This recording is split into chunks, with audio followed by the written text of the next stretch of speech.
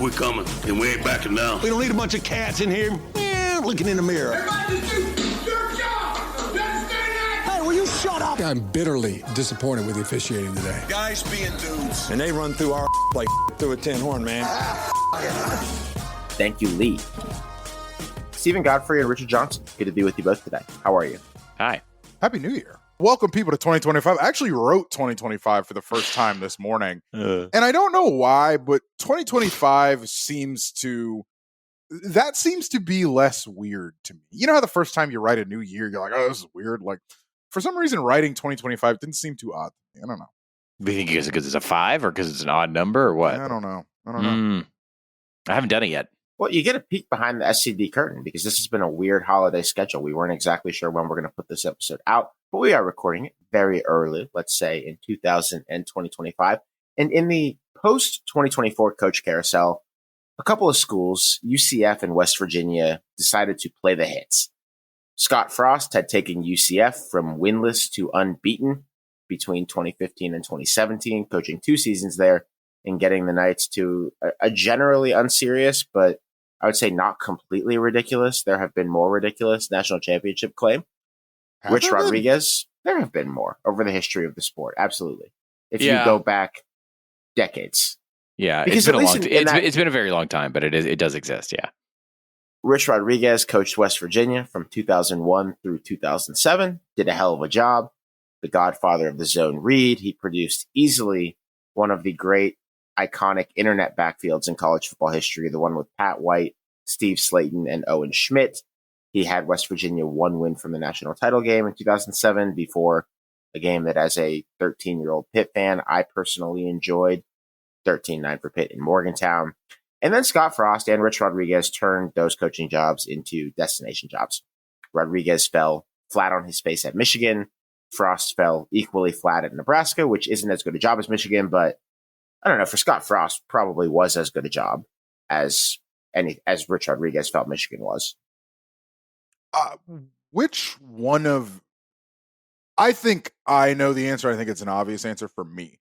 But out of Rich Rod going to Michigan at the time he went to Michigan, Godfrey, and Scott Frost going to Nebraska at the time he went to Nebraska, like, which one was more obvious? I think it's Scott Frost because mater, et cetera, but I didn't know. Yeah. No, Scott Frost was like, this was the native son fix. Right. You know, Nebraska went through a series of fixes, but this was the one that was supposed to work because how could you hire someone who knew Nebraska better than the man who was in it and was clearly the heir to Osborne and on. We won't turn this into like a Scott Frost Nebraska analysis, but Rich Rod at the time was a weird sell. Just totally like at random. I was in Detroit the week of that hiring, and this is before I was back in the national media. I was doing something for pro wrestling, and I just remember like sitting with the giant Detroit Morning News, whatever, like reading through, and there's a lot of suspicion and like a lot of unease right off the bat with Rich Rod in Michigan. Meanwhile, while things were going kind of poorly for both of those coaches, or very poorly for those coaches in their new jobs, things were not great at the schools that they left.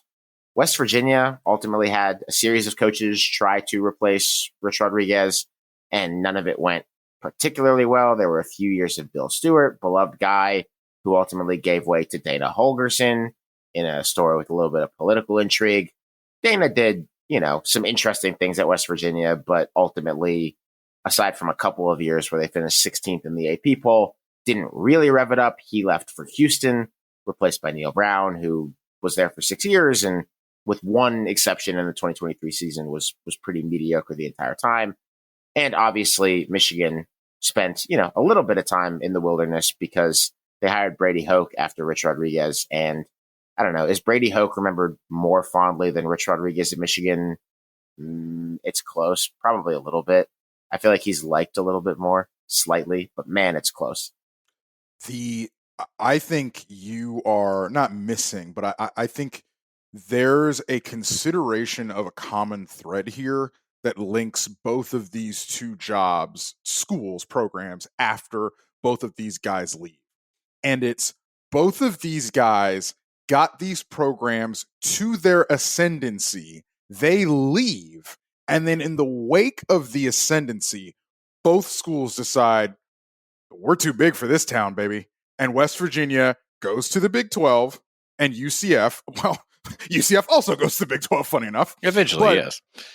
But both of them became the biggest fish in the small pond. Remember, this was the Big East that, like, it was like, should this Big East have a guaranteed, like, road to the BCS Big East? This is like the UConn wins UConn Fiesta Bowl. And gets vaporized in the Fiesta Bowl. It's instantly what everyone Hold remembers. that thought. That UConn team is going to come up in this episode. This is a Big East that had right at the time Rich Rod takes it, loses Miami, Virginia Tech, and Boston College. Rich Rod is able to come in, and at least his most famous teams, they were able to get guys from fucking South Florida, for God's sakes, to West Virginia, and they dominated with speed and space, epic offenses, as Alex has noted. But yeah, I find it interesting that both of these schools, right after both of these guys leave, have that same trajectory of it's time to move on, and then you get to the bigger leagues, and it's not all sunshine and roses. Granted, UCF is still in the infancy of doing that. It's year 3 in the Big 12 next year. Interestingly enough, in this current environment that we live in, end of 2024, going into 2025, these schools, West Virginia and UCF, decide that the way that things were working for them 7 years ago or 17 years ago, in West Virginia's case, might not be so bad to try to run back. And so looking for a lift, what do? Scott Frost goes back to UCF. Rich Rodriguez goes back to Morgantown. And it prompted us to ask a question here at Split Zone Duo LLC headquarters. What kind of mileage can you reasonably expect out of a retread coach hire? Out of running it back? There are cases where it's worked. There are cases where it hasn't. Our goal here, Godfrey, is to give you the aggregate picture and then try to figure out why this has sometimes been a good idea and why this has sometimes been an utterly terrible idea. Spoiler alert, not a good idea. Spoiler alert, people in charge making these decisions, not the most educated people in the world when it comes to actual football. Spoiler alert, 20% of the sport turns over every year. I think there are more than elements of truth to what you're both saying. I think that I'm going to allow some grace and possibility that this will work for UCF or for West Virginia. And we'll talk about that, but we'll talk about why you should tread very, very carefully when you do this. It's a data exercise that we did in the background here. There have been hundreds of coaches who have done non-consecutive tenures as head coach at the same school. The vast majority of those hundreds, it's like 300, 400, 500. There's a full index of them that's kept on Wikipedia, which is a wild thing to scroll down. The vast majority of these are not in Division I. And then even the vast majority in Division I and in FBS are old. I think the boom time for this clearly was around World War II, where you would have coaches do the Frank Leahy thing at Notre Dame. Like they'd be coaching the team. They'd go off to the service. They'd come back. They'd coach the team again. Also in the old days, it was not that uncommon for people to do sort of the Barry Alvarez interim thing, but in a different way, where they would just be the head coach and then they'd say, I'm going to go be the athletic director. And then the coach would do kind of a bad job. And then the athletic director coach would come back and be the coach again. Different than you would have now. But there are, in the post-war era, a good number of schools, 17 different schools hiring 19 different coaches by my count, who have hired a guy, lost him, or had him retire, and later hired him back to be the head coach.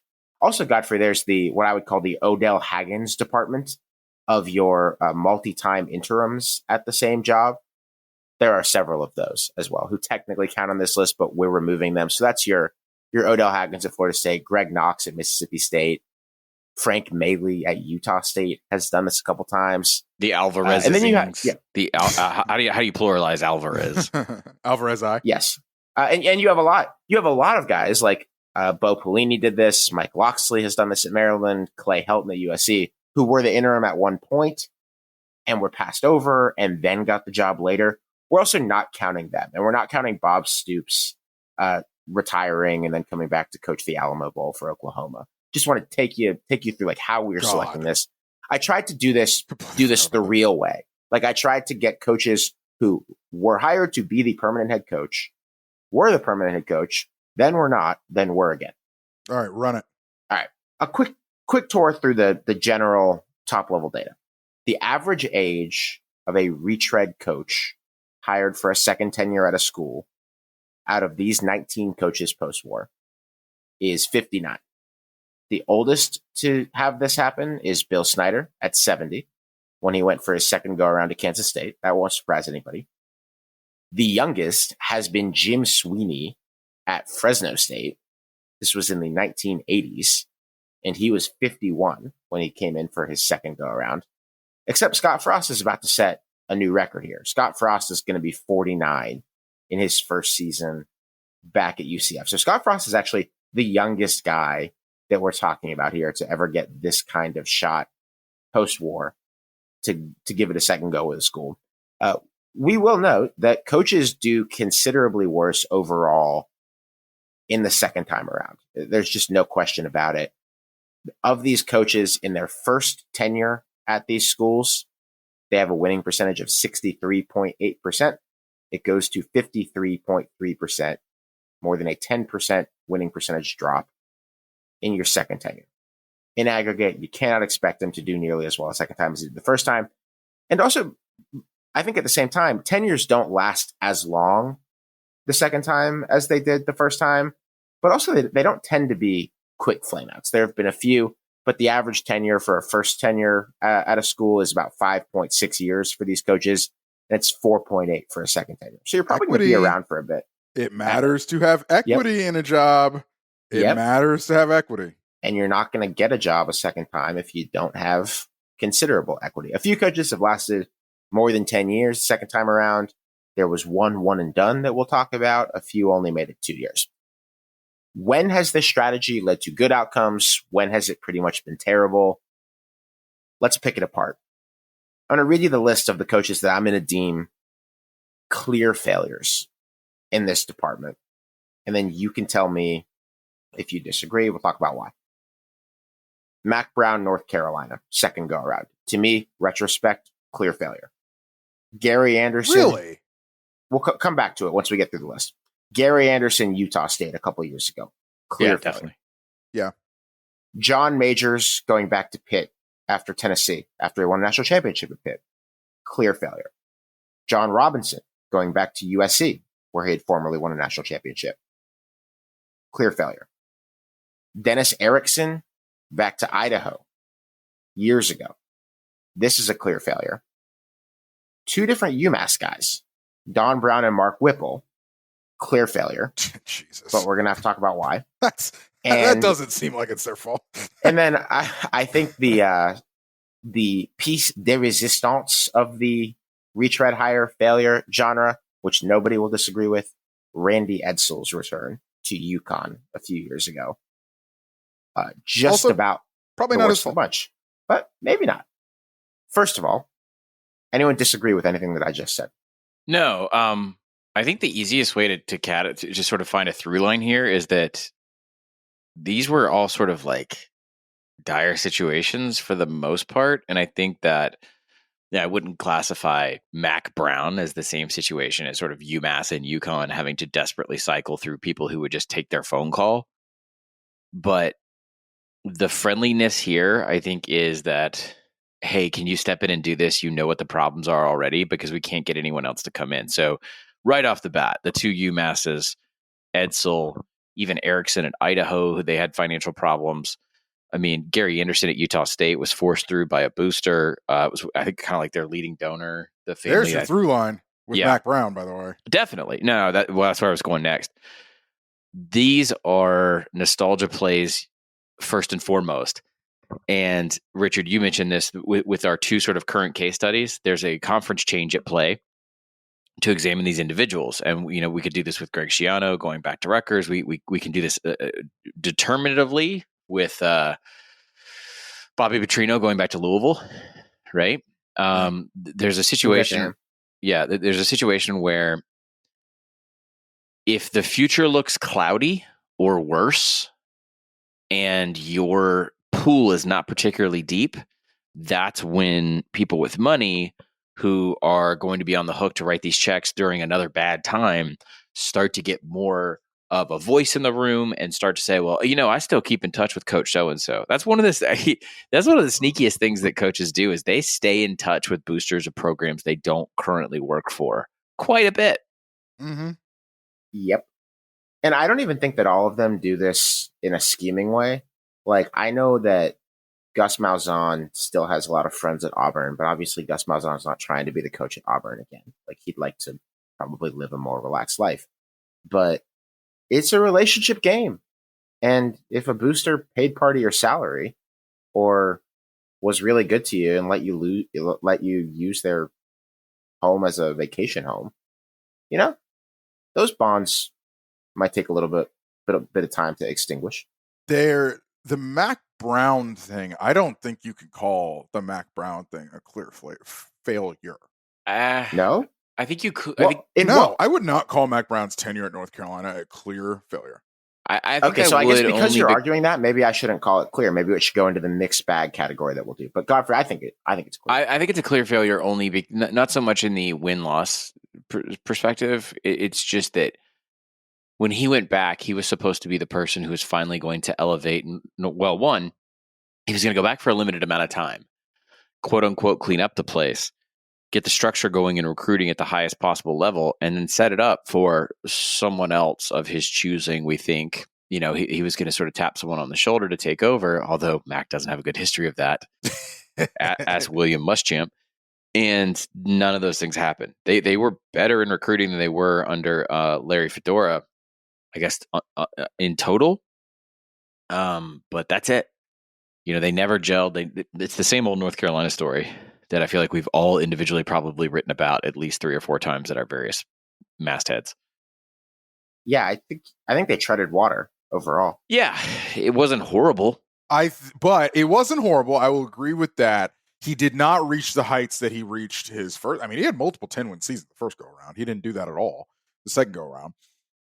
Did he elevate the program from? Did he elevate the program from where he took it over from Larry Fedora? Yeah, but I mean, did he? They were 3. Yeah, dude, they were awful. Larry Fedora's last 3 years in charge. Don't get that twisted. They were terrible.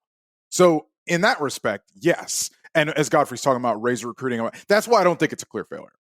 I think getting North Carolina back to the whereabouts it was from whereabouts it came from when he took over, change it from clear failure to this.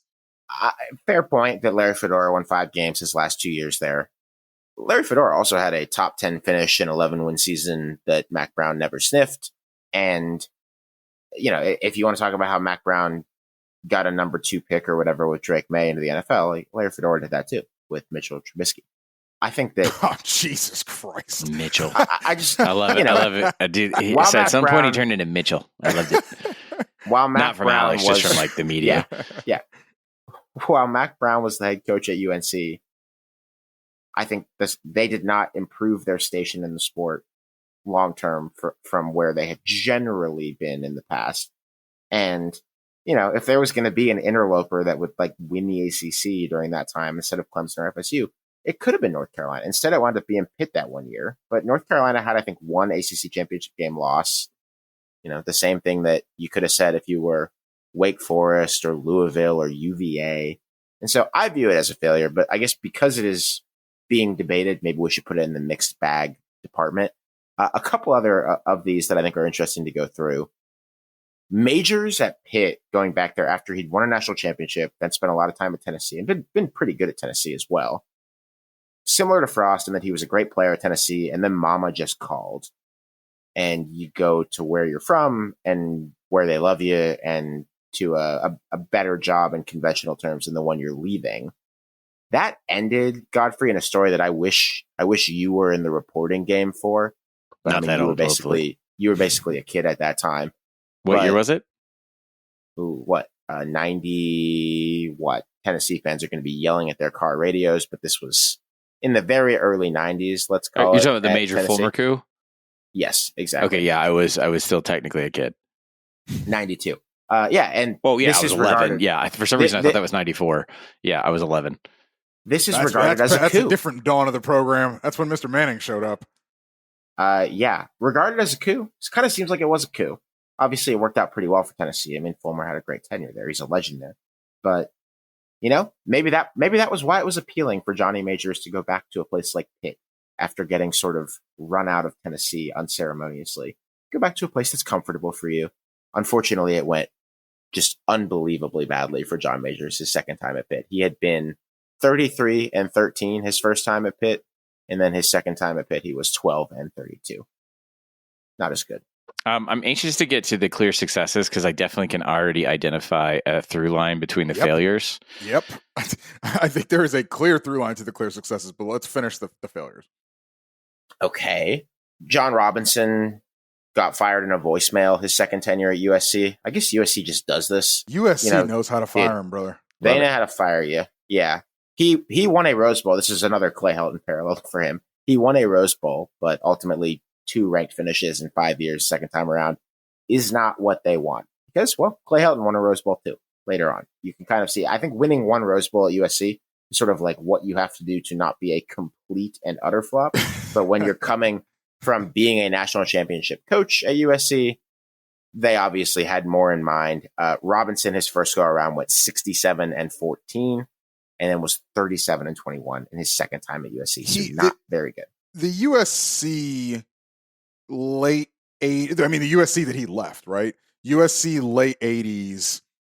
I gotta look because this is, it's not a full Mac Brown, but I'm wondering if there's a partial Mac Browning here in that I wouldn't say that. Never mind. Because John Robinson leaves in 1982. Turns it over to Ted Tollner, and then turns it over to Larry Smith. And they were fine. Like, Larry Smith won a Rose Bowl, right? Ted Tollner won a Rose Bowl. Like, as you stated, like, that's just kind of the thing you do at USC, at least pre-Big Ten days. Where, for God's sakes, you just win the Rose Bowl because you're USC. It's really hard not to win the Rose Bowl at USC. Really, really hard. In the late 90s and 2000, Pete Carroll's immediate predecessor, Paul Hackett, did not win a Rose Bowl. Obviously, Lane Kiffin did not win a Rose Bowl. Actually, but you know what? And Sark didn't either. So it's not that hard. But the point is, it is. Yeah, it is. A decent number of USC coaches have not won a Rose Bowl, but you really should win a Rose Bowl, and you don't have to be an all-time great to do it. As second tenure John Robinson, who at that point was not a great, I think demonstrates. The other failures here, Dennis Erickson, second go around at Idaho. This one's honestly kind of funny if you look at it in retrospect. So he had been there from 82 to 85, got a bunch of jobs. He left. He came back in 2006. Idaho is still an FBS program at this time. And Dennis Erickson at his press conference at Idaho, coming back, ready to give it another go, is asked if he's going to be in this job for a long time or forever, something like that. And he says, quote, "You want to look at the age on my driver's license?" Talks for a second, says, "This hopefully is going to be my last job." He was 59 at the time, the average age for this stuff. Anyway, he went 4-8 and left for Arizona State after a year. Tough. So was it Idaho, Miami, Idaho for him? How'd that work? Because that is an insane run. What a great sentence. That's a batshit run if that's how it happened. Dennis Erickson went in order from the 80s onward, from 1982 onward. Idaho head coach, Wyoming head coach, Wazoo head coach, Miami head coach, Seahawks head coach, Oregon State head coach, 49ers head coach, Idaho head coach for that 1 year, Arizona State head coach. Then South Albany High School, Oregon volunteer assistant. This dude loves a very specific part of the country. Mm-hmm. And it ain't the one everybody else does. Who does what he did, given. Like people don't move from a certain latitude and longitude to Miami and then say, not for me. Gotta make your money. Yeah. Also, be rich in Miami too. Couldn't have been that bad. Like, I can see how you wouldn't like it if you're not in his tax bracket. But and then we get to the New England schools. Don Brown and Mark Whipple. Newsflash: UMass is a harder place to win in FBS than it is in FCS. I think that's pretty much the size of it.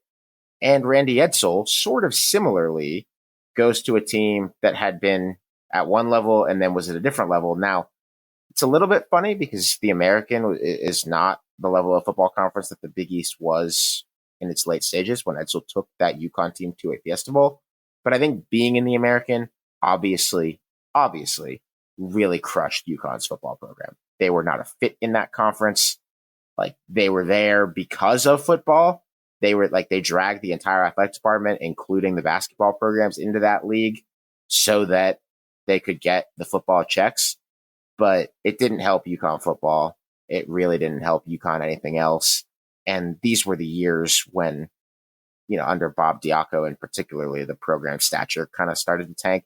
So the thing that Edsall built up into a pretty respectable middle-of-the-road Big East program just wasn't that by the time he got back. And I don't think it had a chance to become that when he came back in 2017. The clear successes, I actually think, have more or less a trend line that runs through them.